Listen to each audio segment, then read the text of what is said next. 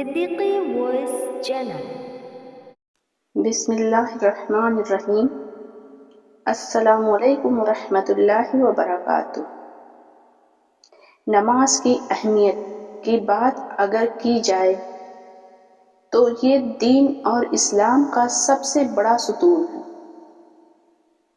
ستون جو انسان کو براہ راست پر اپنے خالق سے جوڑتی ہے۔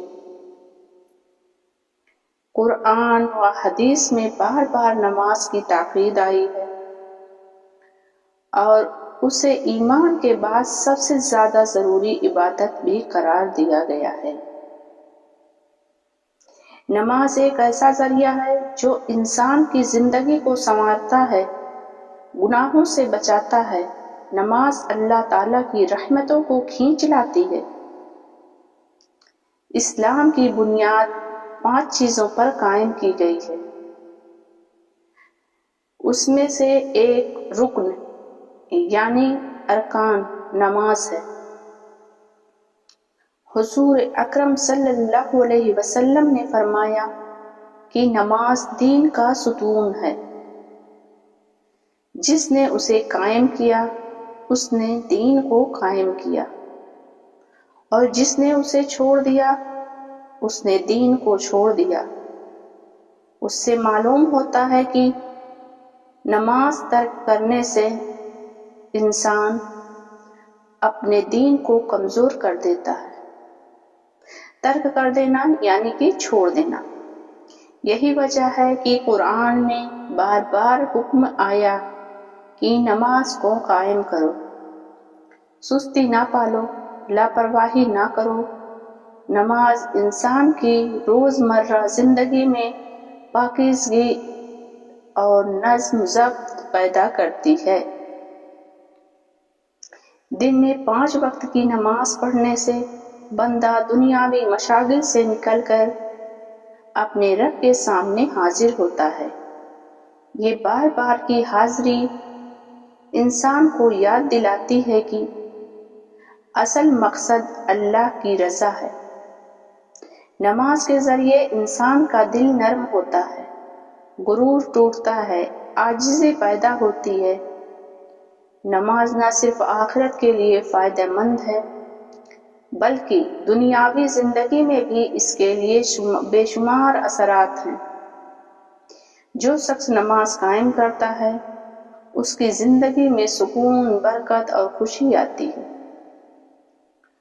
قرآن میں فرمایا گیا ہے کہ بے شک نماز بے حیائی اور برے کاموں سے روکتی ہے۔ اس آیت سے معلوم ہوتا ہے کہ نماز انسان کو برائیوں سے بچانے کا ایک قوی ذریعہ ہے۔ جب انسان 5 وقت وضو کر کے نماز ادا کرتا ہے تو اس کے گناہ دھلتے ہیں اور ایک نئی تازگی محسوس کرتا ہے۔ نماز کی ایک اور اہمیت یہ ہے کہ یہ مسلمانوں کے اتحاد کا سبق دیتی ہے۔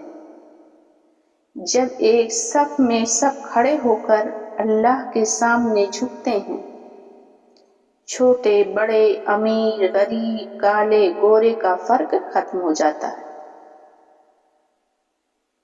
سب اللہ کے بندے بن کر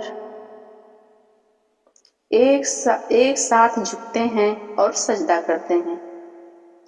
یہ منظر دنیا کی دوریوں کو مٹا کر حقیقی برابری اور بھائی چارے کو ظاہر کرتا ہے۔ نماز ترک کرنا ایک بہت بڑا نقصان ہے۔ جو شخص نماز چھوڑ دیتا ہے اللہ کی رحمتوں سے محروم ہو جاتا ہے اور اس کا دل سخت ہو جاتا ہے۔ حدیث میں آیا ہے کہ قیامت کے دن سب سے پہلے نماز کا حساب لیا جائے گا۔ اگر نماز درست ہوگی تو باقی اعمال بھی آسانی سے قبول ہوں گے، اور اگر نماز خراب ہوئی تو باقی اعمال کا قبول ہونا مشکل ہوگا۔ خلاصہ یہ کہ نماز صرف ایک عبادت نہیں بلکہ انسان کی زندگی کا سہارا ہے۔ یہ اللہ سے قریب قربت کا ذریعہ ہے، دنیا اور آخرت کی کامیابی کا راستہ ہے۔